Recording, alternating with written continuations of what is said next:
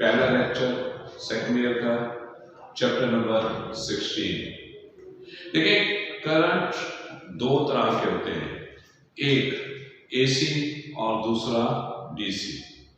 DC current जो हम chapter 13 में पढ़ा था, जो एक स्ट्रेट पाथ में कांस्टेंट मैग्नीट्यूड और कांस्टेंट डायरेक्शन में मूव करता है from positive terminal of the battery to the negative terminal of the battery. Polarity भी चेंज नहीं होती, डायरेक्शन चेंज नहीं होती, मैग्नीट्यूड चेंज नहीं होता, कांस्टेंट मैग्नीट्यूड से फ्लो करता रहता है, ये डीसी। दूसरा एसी, जिसका मैग्नीट्यूड भी चेंज होता है और डायरेक्शन भी चेंज होती है, जो हमने एसी जनरेटर चैप्टर नंबर 15 में देखा था। अब किसको हम प्रेफर करते हैं? देखिए, लॉन्ग डिस्टेंस के लिए एसी को प्रेफर किया जाता है। वजह, क्योंकि इस एसी का हम ट्रांसमिशन लॉस मिनिमाइज कर सकते हैं। अब पहले नंबर पर ट्रांसमिशन लॉस का क्या मतलब? देखिए, हमने इलेक्ट्रिकल एनर्जी प्रोड्यूस की किसी भी पावर प्लांट में, कहीं पर भी, हाइडल है, थर्मल है, कोई भी है, उस इलेक्ट्रिकल एनर्जी को हमने वायर्स की मदद से, तारों की मदद से मुख्तलिफ शहरों तक पहुंचाना है। जाहिर है, शहर मुख्तलिफ इलाके दूर होंगे, नजदीक नहीं, तो वो सिटीज जितनी ज्यादा दूर, इस तार की लंबाई उतनी बढ़ती चली जाएगी। जब इस वायर, इस केबल की लेंथ बढ़ेगी, तो लेंथ बढ़ने का मतलब है रेजिस्टेंस बढ़ जाएगी, और जब रेजिस्टेंस बढ़ेगी तो इस वायर में ज्यादा पोटेंशियल ड्रॉप हो जाएगा। ज्यादा रेजिस्टेंस बढ़ने की वजह से ज्यादा हीटिंग इफेक्ट प्रोड्यूस हो जाएगा। ज्यादा रेजिस्टेंस होने की वजह से इस वायर में पावर डिसिपेट होती चली जाएगी, लॉस होती चली जाएगी, जाया होती चली जाएगी।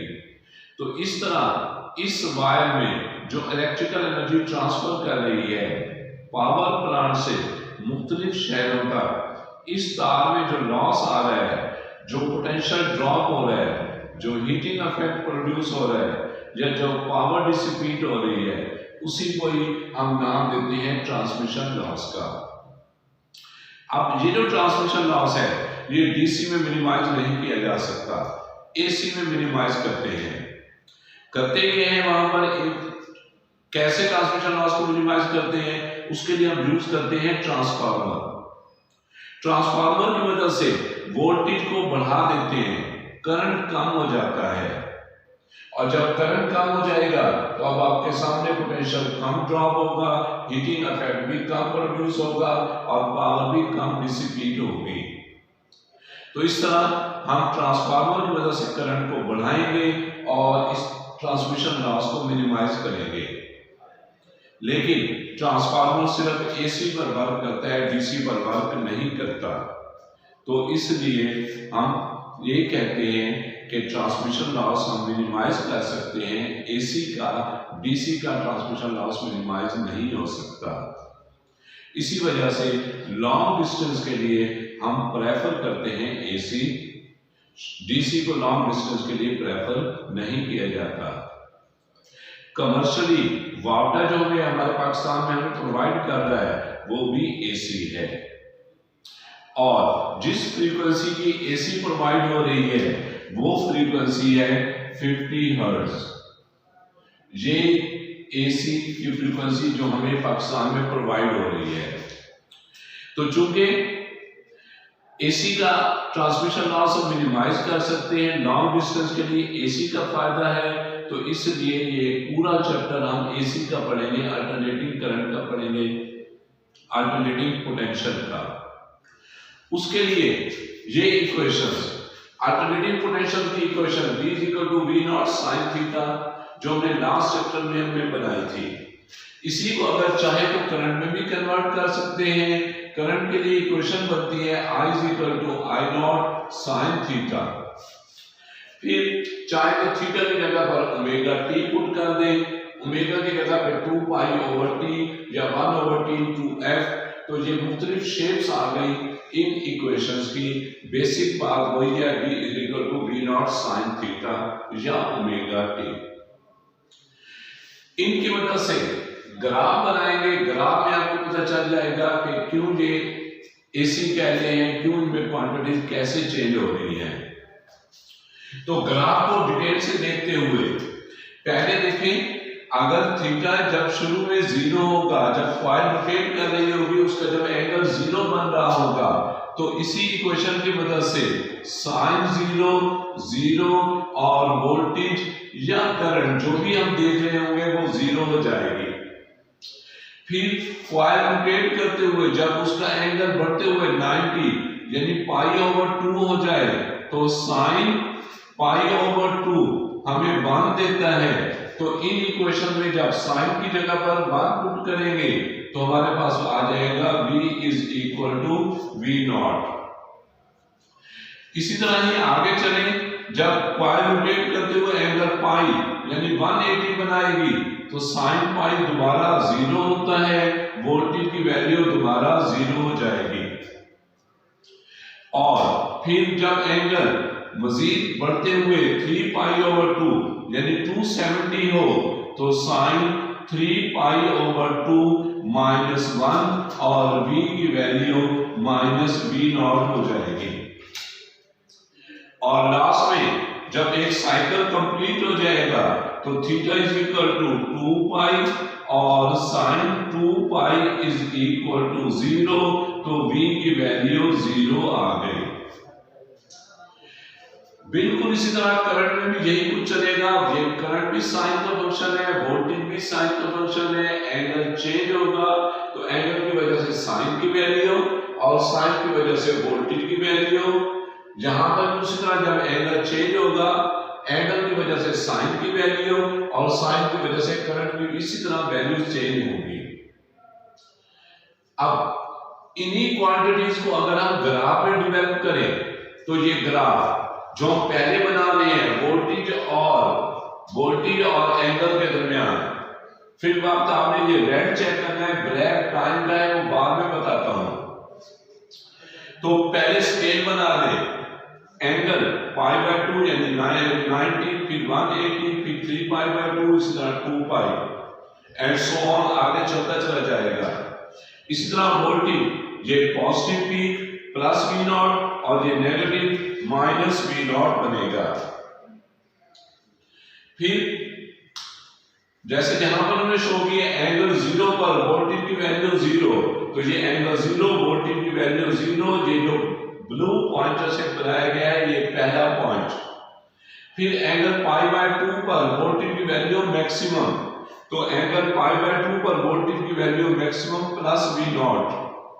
फिर एंगल π पर वोल्टेज की वैल्यू दोबारा 0, π पर वोल्टेज की वैल्यू दोबारा 0। इसी तरह 3π/2 जब एंगल होगा तो वोल्टेज की वैल्यू -v0, 3π/2 पर वोल्टेज की वैल्यू -v0 और लास्ट में 2π पर वोल्टेज दोबारा 0। अब अगर हम इन पॉइंट्स को मिला दें, तो पॉइंट्स को मिलाते हुए हमारे पास इस तरह का ग्राफ, इस तरह की कर्व हासिल हो जाएगी। और आप लोगों ने पढ़ा हुआ है, इसको हम साइन कर्व कहते हैं। तो ये हमारे पास साइन कर्व ऑब्टेन हो गई।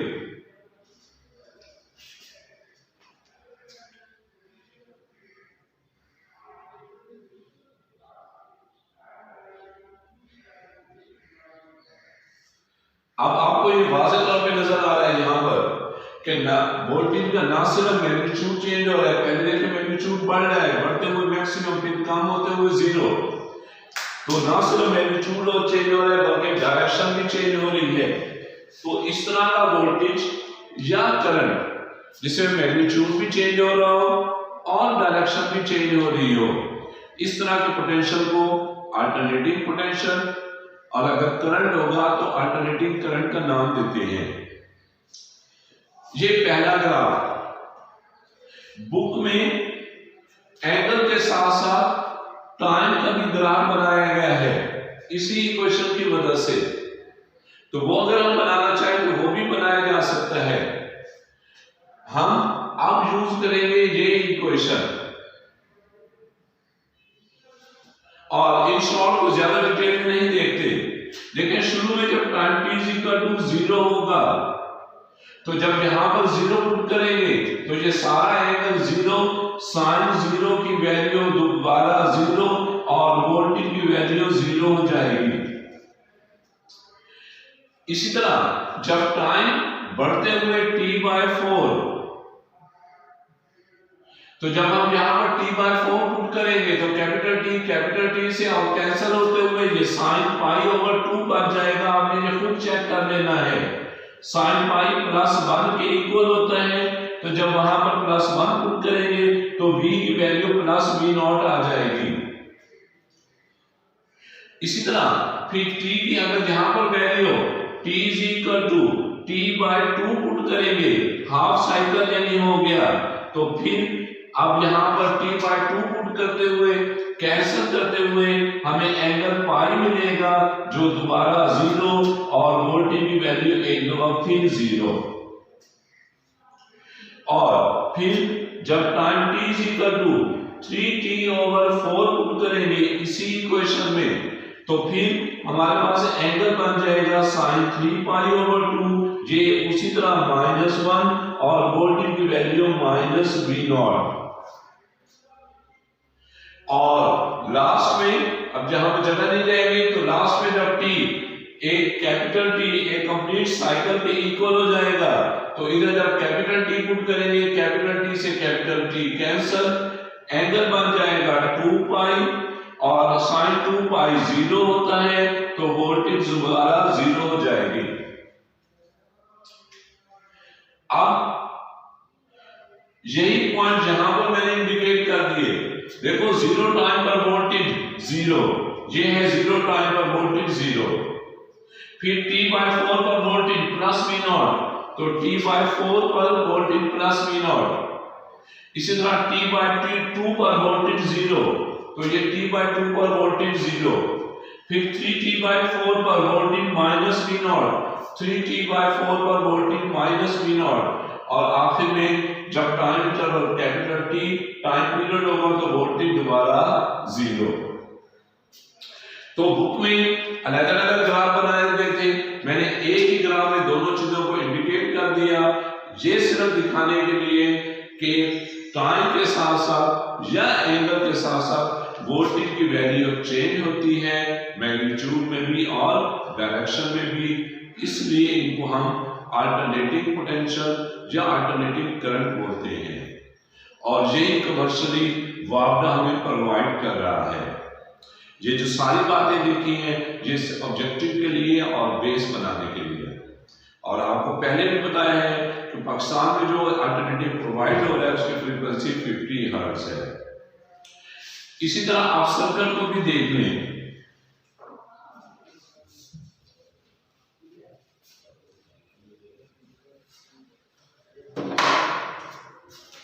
हाँ जी, सर्किट को हम बनाते हुए देखें, जो डीसी बैटरी है उसका सिंबल हम इस तरह बनाते हैं। ये डीसी बैटरी का सिंबल, ये वाली जो बड़ी प्लेट है, बड़ी लाइन है, ये पॉजिटिव को इंडिकेट करेगी और ये छोटी लाइन नेगेटिव को इंडिकेट करेगी। पॉजिटिव का मतलब यहाँ पर हाई पोटेंशियल, नेगेटिव का मतलब यहाँ पर लो पोटेंशियल होगा। ये डीसी बैटरी का सिंबल।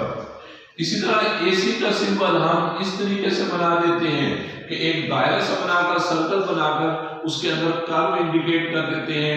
ये एसी सोर्स का सिंबल होगा। इसके साथ अब अगर कोई वायर, अब जरूरी नहीं है वायर हो, थ्योरेटिकली हम वायर इंडिकेट करते हैं, प्रैक्टिकली ये कोई भी इंस्ट्रूमेंट हो सकता है जहां पर पावर यूज हो रही होगी। बल्ब हो सकता है, फैन हो सकता है, कोई भी ऐसी चीज, वॉशिंग मशीन, एसी, कुछ भी हो सकता है। तो बहरहाल जहां पर पावर डिसिपेट यूज हो रही हो, खर्च हो रही हो, उसी को हम जहां पर रेजिस्टेंस या लोड रेजिस्टेंस के तौर पर शो कर देते हैं। तो अब देखो ये एसी सर्किट कहलाएगा। अब हमें पता है कि हम करंट की डायरेक्शन हमेशा लेते हैं पॉजिटिव से नेगेटिव यानी हाई से लो की तरफ। जिधर पोटेंशियल बढ़ रहा उसको हाई यानी पॉजिटिव, और जहां पोटेंशियल कम उसको नेगेटिव यानी जीरो से ले सकते हैं। अब देखो पहले हाफ साइकिल में पहला ये हाफ साइकिल है, इस हाफ साइकिल में इस एरिया में पोटेंशियल ज्यादा है और इधर पोटेंशियल कम है, तो जब यहाँ पर ज्यादा है तो इसको पॉजिटिव लेंगे, इधर नहीं है जीरो है तो इसको नेगेटिव लेंगे। तो पहले हाफ साइकिल में ये आ गया पॉजिटिव और ये आ गया नेगेटिव, और इस तरह अब इस हाफ साइकिल में करंट की डायरेक्शन इस तरह क्लॉकवाइज बनेगी आउटर सर्किट में। अब आ जाओ अगले हाफ साइकिल में, अगले हाफ साइकिल में अब यहाँ पर पोटेंशियल ज्यादा है, इसको अब हम पॉजिटिव लेंगे, इधर पोटेंशियल कम है, इसको अब हम नेगेटिव लेंगे। तो अगले हाफ साइकिल में ये पॉजिटिव और ये नेगेटिव, और इसलिए फिर अब करंट की डायरेक्शन भी दोबारा से एंटर हो गई, पॉजिटिव से नेगेटिव ही फ्लो करना है। तो पहले अगर क्लॉकवाइज फ्लो कर रहा था तो अब एंटी क्लॉकवाइज, और अगर पहले एंटी क्लॉकवाइज था तो अब क्लॉकवाइज। तो हमें नजर आ रहा है कि एक साइकिल में एक दफा करंट की डायरेक्शन एंटर होती है, इन a cycle current enters its direction once, पहले क्लॉकवाइज तो फिर एंटी क्लॉकवाइज, अगर पहले एंटी क्लॉकवाइज तो फिर क्लॉकवाइज। अब इस डायरेक्शन का यहां पर कोई फर्क नहीं, क्योंकि यहां पर तो करंट या इलेक्ट्रिकल एनर्जी डिसिपेट होनी है, खर्च होनी है, तो चाहे क्लॉकवाइज फ्लो करते हुए आए करंट या एंटी क्लॉकवाइज, जहां तो हमें आउटपुट मिलनी ही मिलनी है, चाहे जिस तरह करंट मर्जी फ्लो करे। ये तो थ्योरेटिकली हम करंट की डायरेक्शन थोड़ा चेक करते हैं, प्रैक्टिकली इसकी कोई इतनी जरूरत नहीं। तो ये हम सर्किट इस तरह बनाएंगे और इनको चेक किया करेंगे। ये एसी सर्किट कहलाएगा, इसी के साथ अगर वायर अटैच कर देंगे तो ये डीसी कहलाएगा। ये थी बेसिक। अब कुछ नाम देखिए, अगर कोई क्वांटिटी कांस्टेंट हो तो उसकी जो इनिशियल वैल्यू होगी वही फाइनल होगी, वही एवरेज होगी, वही इंस्टेंटेनियस होगी। उसकी उस क्वांटिटी के लिए हमें अलग-अलग मेजरमेंट लेने की जरूरत नहीं है। लेकिन अगर कोई क्वांटिटी चेंज हो रही है तो फिर हमें उसकी डिफरेंट वैल्यूज, डिफरेंट नेम हमें उसे असाइन करने पड़ेंगे। डीसी डायरेक्ट करंट जो था वो कांस्टेंट था, उसमें अलग अलग किसी चीज की जरूरत नहीं थी। अल्टरनेटिंग करंट चेंज हो रहा है, तो जब ये चेंज हो रहा है तो इसकी डिफरेंट वैल्यूज डिफरेंट जगहों पर हमें जरूरत पड़ेगी। तो वही हम इनके अलग अलग नाम हम असाइन कर रहे हैं ताकि हमें पता हो कि कौन सा करंट हम मेजर कर रहे हैं, और ये सिर्फ इस वजह से कि ये करंट चेंज हो रहा है, सेम नहीं रहता। तो अब इसकी डिफरेंट वैल्यूज, पहले नंबर पर instantaneous value,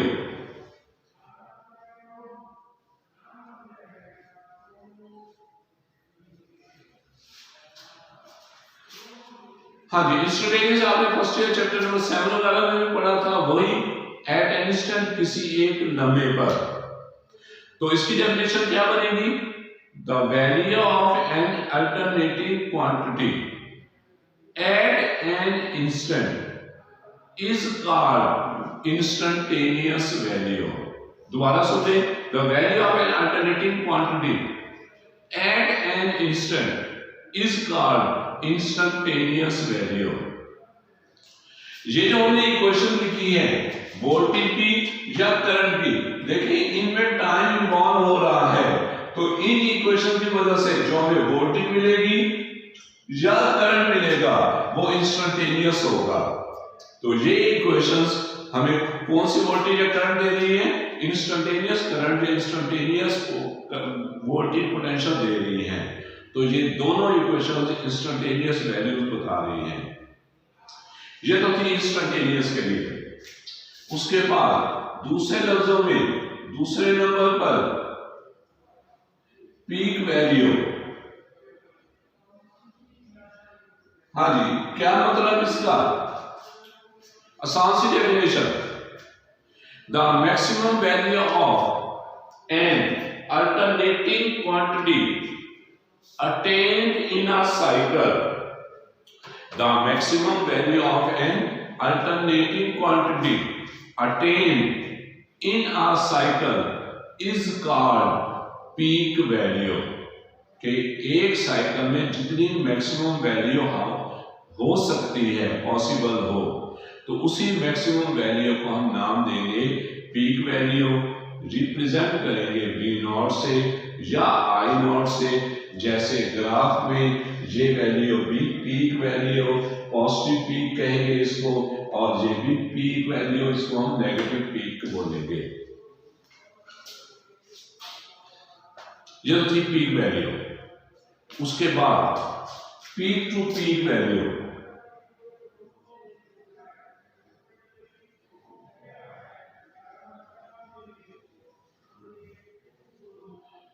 two V naught और two I naught, peak to peak value. अब यहां पर बच्चे थोड़ा कंफ्यूज हो जाते हैं, इसको इंडिकेट करते हैं। देखिए, अगर मैं इस ग्राफ को थोड़ा एक्सटेंड करूं, अगला हाफ साइकिल भी ले आऊं, तो क्या ख्याल है, ये होगी पीक टू पीक वैल्यू, या ये एक्सट्रीम से लेकर इधर एक्सट्रीम तक ये होगी पीक टू पीक वैल्यू। इन दोनों में से ये ब्लू लाइन या ये ब्लैक, इन दोनों में से कौन सी होगी पीक टू पीक वैल्यू? ये नहीं होगी। ये तो वेवलेंथ है, एक क्लास से दूसरी क्लास तक डिस्टेंस को तो हमने वेवलेंथ बोला था। ये पीक टू पीक नहीं है। पीक टू पीक है पॉजिटिव एक्सट्रीम से लेकर नेगेटिव एक्सट्रीम तक। ये जो मॉड वैल्यू है, इसी मॉड वैल्यू को हम नाम देते हैं पीक टू पीक वैल्यू, और इसको 2v0 या 2i0 से हम रिप्रेजेंट करेंगे। CRO हमें यही जो हमने 14 चैप्टर में पढ़ा था, यही हमें पीक टू पीक वैल्यू बता रहा होता है। पीक टू पीक वैल्यू के बाद फिर नेक्स्ट जो बुक में नहीं है लेकिन हमें जरूरत पड़ेगी इसकी, और वो है एवरेज वैल्यू। क्यों? एवरेज हम लेते होते हैं, जितनी भी क्वांटिटीज हो उनको ऐड करके उतने नंबर से डिवाइड कर देते हैं। तो यहां पर एवरेज वैल्यू, अब देखो इसमें जितनी पॉजिटिव क्वांटिटीज है उतनी ही नेगेटिव है। तो अगर हम किसी एक कंप्लीट साइकिल की बात करें, जैसे एक कंप्लीट साइकिल है, इसमें जितना पॉजिटिव उतना नेगेटिव, तो क्या इनकी एवरेज वैल्यू कितनी बनेगी? वोल्टेज की एवरेज वैल्यू एक कंप्लीट साइकिल में जितना पॉजिटिव उतना ही नेगेटिव, और इसको 2 से डिवाइड करें तो आंसर क्या आ रहा है? 0 आ रहा है।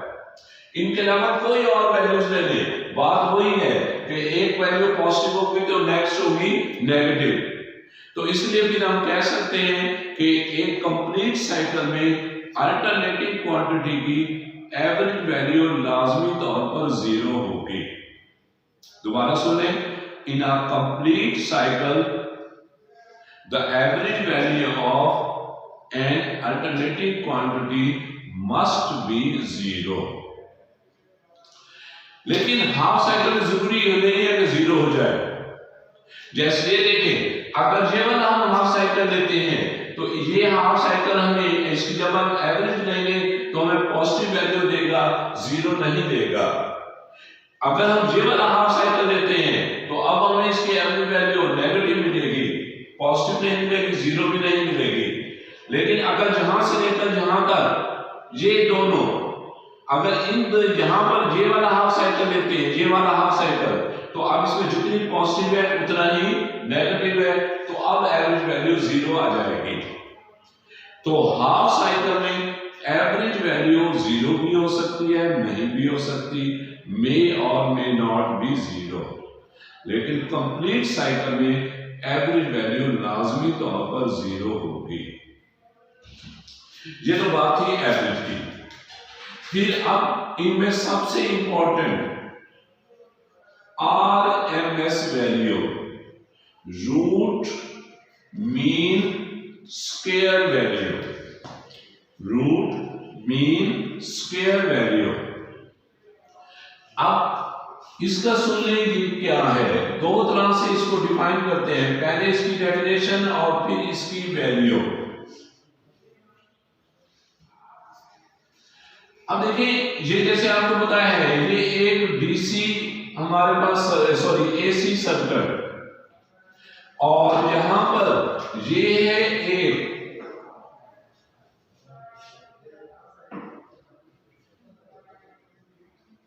DC circuit. कोई भी चीज हमने बल्ब लगाया हुआ है, कोई फैन, कुछ भी यहां पर लगाया हुआ है, तो यहां पर हमें इस सर्किट में हमें यहां पर आउटपुट मिल रही है, कोई ना कोई पावर आउटपुट हमें ऑब्टेन हो रही है। अब यहां पर डीसी सोर्स की बजाय हम एसी सोर्स लगाना चाहते हैं, लेकिन हम ये चाहते हैं कि हमें आउटपुट वही मिलती रहे जो कि पहले मिल रही थी, आउटपुट की वैल्यू चेंज ना हो। लेकिन सोर्स कौन सा लगाना चाहते हैं? डीसी की बजाय एसी। तो कौन सा एसी लगाएं जो डीसी के इक्वल हमें आउटपुट पावर दे? वही हम यहां पर डिफाइन करने लगे हैं। एसी की वो वैल्यू जो डीसी के इक्वल हमें आउटपुट पावर प्रोवाइड करती है, उस एसी की वैल्यू को हम नाम देते हैं आरएमएस वैल्यू। ये इसकी डेफिनेशन हो गई। दोबारा सुन लें, बल्कि इसको नोट कर लें। The effective value of AC which gives output power equal to the DC source, which gives output power equal to DC source is called RMS value। Clear होने के बाद ये पहली डेफिनेशन। दोबारा से एसी की वो वैल्यू जो डीसी के इक्वल हमें आउटपुट पावर दे, उस वैल्यू को हम नाम देंगे RMS value, root mean square value. अब एक और देखिए, ये एसी सर्किट है, कोई पोटेंशियल प्रोवाइड हो रहा है यहां पर, जिसकी वजह से इस सर्किट में करंट फ्लो कर रहा है। अब हम मेजर करना चाहते हैं, करंट मेजर करना चाहते हैं, या पोटेंशियल यहां पर कितना ड्रॉप हो रहा है वो मेजर करना चाहते हैं। इसके लिए जाहिर है कोई इंस्ट्रूमेंट, मेजरिंग इंस्ट्रूमेंट लगाना होगा। करंट मेजर करना चाहते हैं तो यहां पर हमें एमीटर यूज करना पड़ेगा। एमीटर हमेशा सीरीज में यूज होता है। और अगर वोल्टेज मेजर करना चाहते हैं तो हमें वोल्टमीटर लगाना होगा, जो हमेशा पैरेलल में यूज होता है। तो अब हमने ये जो एमीटर फॉर एग्जांपल लगा लिया, ये हमें करंट मेजर करके देगा, लेकिन कौन सा करंट? करंट तो चेंज हो रहा है। ये कौन सा करंट मेजर करके देगा?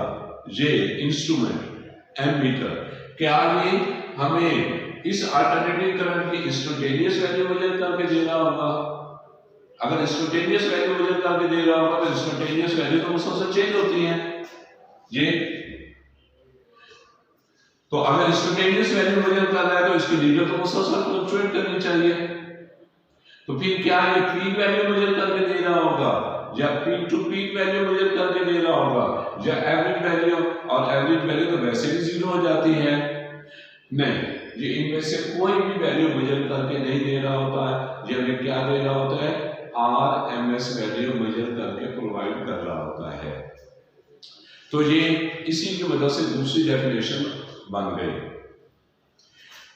The effective value of an alternating quantity measured by an instrument is called RMS value।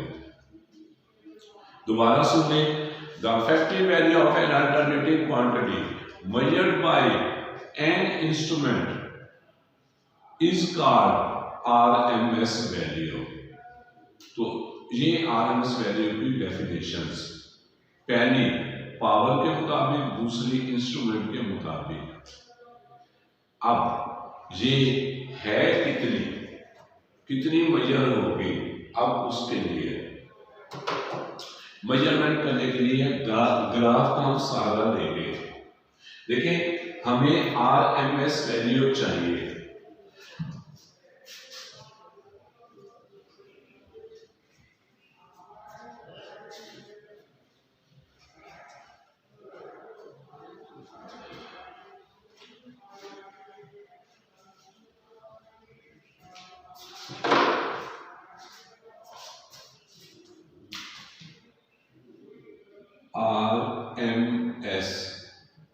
Root mean square. इसको भी थोड़ा सा एक्सटेंड कर देते हैं, अगला हाफ साइकिल भी ले आते हैं, थोड़ा ठीक रहेगा ये थीटा, और इस तरह फिर अगले बनाते हुए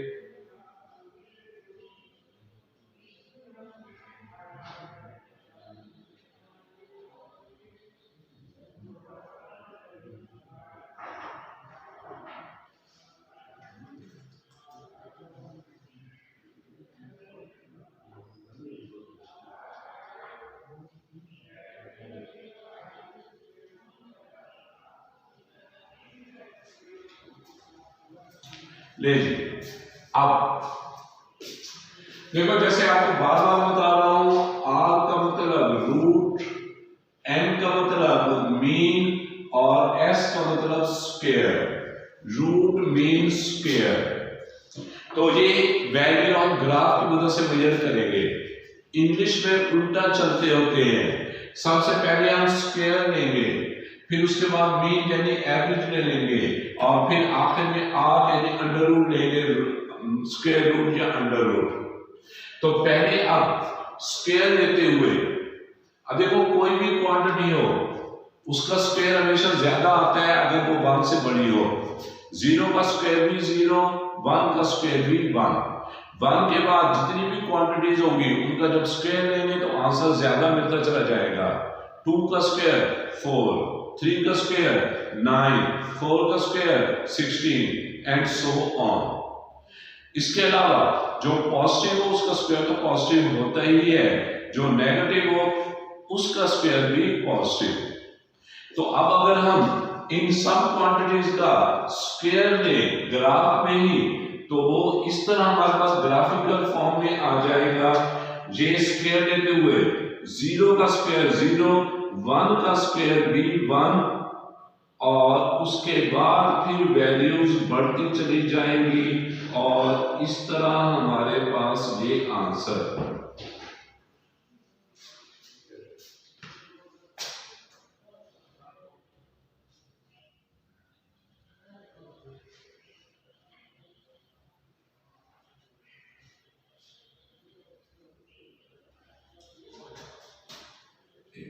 फिर थोड़ा सा सही करते हुए चलेंगे, ये हो गया। अब ये तो पॉजिटिव स्क्वायर। हाँ जी, एक और छोटी सी बात, ये वैल्यू क्या थी? ये थी V0। तो फिर ये कितनी होगी? ये हो जाएगी V0 स्क्वायर, ये हो जाएगी V0 स्क्वायर। तो अब देखो, हमने ये पॉजिटिव हाफ साइकिल का स्क्वायर ले लिया जो इस तरह ब्लैक कलर से शो किया। अब आ जाए नेगेटिव हाफ साइकिल, इसका भी स्क्वायर लेते हुए उसी तरह वैल्यूज चेंज होंगी, लेकिन साथ ही साथ नेगेटिव की बजाय अब हमें मिलेगा पॉजिटिव। तो जब पॉजिटिव मिल रहा है तो अब हम ये ग्राफ डाउनवर्ड ड्रा नहीं करेंगे बल्कि अपवर्ड ड्रा करेंगे, क्योंकि हमें वैल्यूज पॉजिटिव मिल रही है और वैल्यूज मिलेंगी उतनी ही जितनी के पहले मिली थी, सिर्फ और सिर्फ डायरेक्शन इस नेगेटिव के मुताबिक उलट हो गई। तो ये नेगेटिव का स्क्वायर जो पॉजिटिव और उतनी ही वैल्यूज में।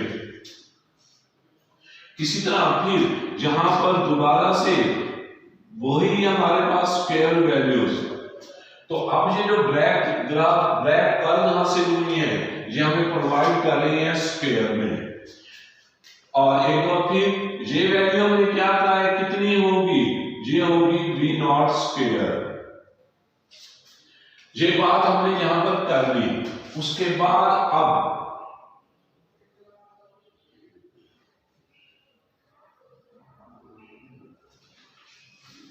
अब हम मीन लेना चाह रहे हैं। मीन का जैसे अभी थोड़ी देर पहले बताया, मीन लेने का तरीका ये है कि क्वांटिटीज को ऐड करके उतने नंबर से डिवाइड करते हैं। तो यहां पर चेक करें, देखें पहले हाफ साइकिल में minimum value 0, maximum V0 square. अगले हाफ साइकिल में minimum value 0, maximum V0 square. अगले हाफ साइकिल में भी मिनिमम वैल्यू 0 और मैक्सिमम V0 स्क्वायर। हर एक में एक जैसी वैल्यूज आ रही हैं। तो अगर हम किसी एक हाफ साइकिल का मीन ले लें तो अगले हाफ साइकिल का भी वही मीन होगा, अगले हाफ साइकिल का भी वही मीन होगा। तो हम किसी एक का ही मीन ले लेते हैं, सबका वही रहेगा। अब हम मीन किसका ले रहे हैं, हमने पहले स्क्वायर ले लिया, उसका हम मीन ले रहे हैं। तो इसको इक्वेशन में सिंबल इस तरह रिप्रेजेंट करेंगे। जी हमने फर्स्ट ईयर के चैप्टर नंबर 11 में सिंबल बनाया था ये मीन का। तो हम मीन ले रहे हैं, वोल्टेज के स्क्वायर वैल्यू के मीन ले रहे हैं। क्या बनेगा ये, mean square of the voltage, mean square value of the voltage.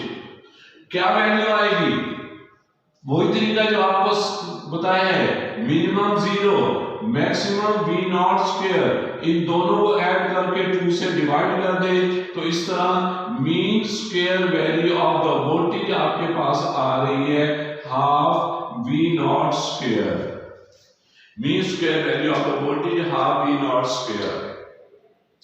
इसी वैल्यू को जहां पर रिप्रेजेंट भी कर दे, ये वैल्यू वी नॉट स्क्वायर का हाफ आ रही है, ये है वी नॉट स्क्वायर।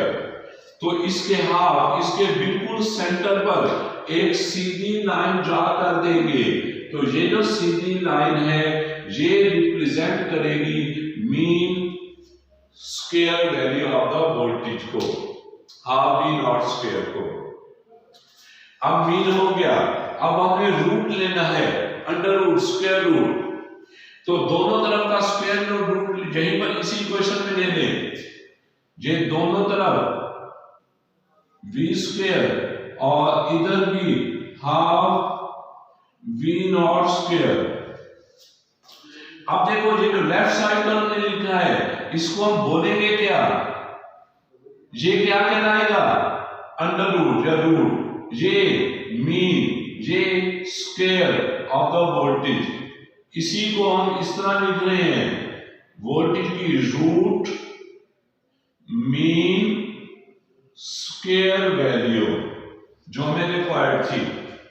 और कितनी आ गई, ये आ गई वी नॉट, वी नॉट का स्क्वायर, ये अंडर रूट लेंगे तो कैंसिल होकर, और ये अंडर रूट 2, अंडर रूट 2 होता है 1.4, और जब हम 1/1.4 ले तो ये आ जाता है 0.707 ऑफ वी नॉट,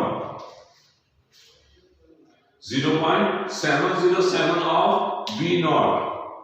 तो ये आ गई वो इफेक्टिव वैल्यू जो हमने डिफाइन किया था, आरएमएस वैल्यू जो डीसी के इक्वल आउटपुट देगी।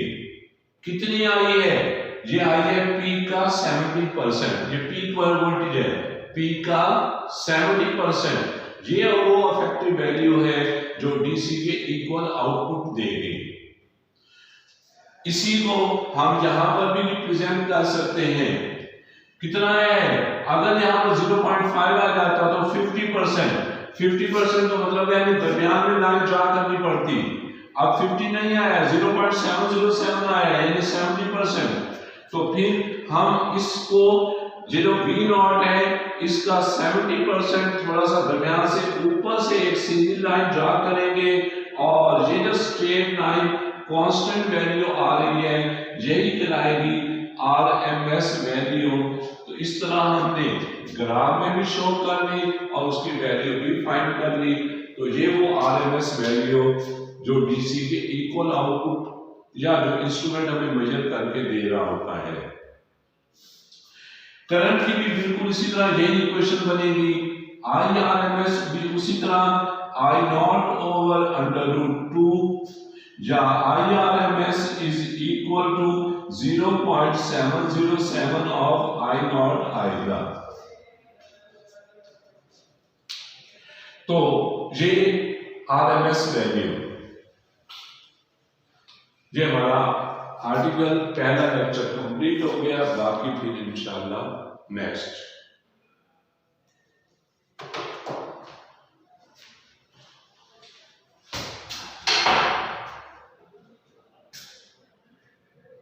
आज आपको ये लास्ट है।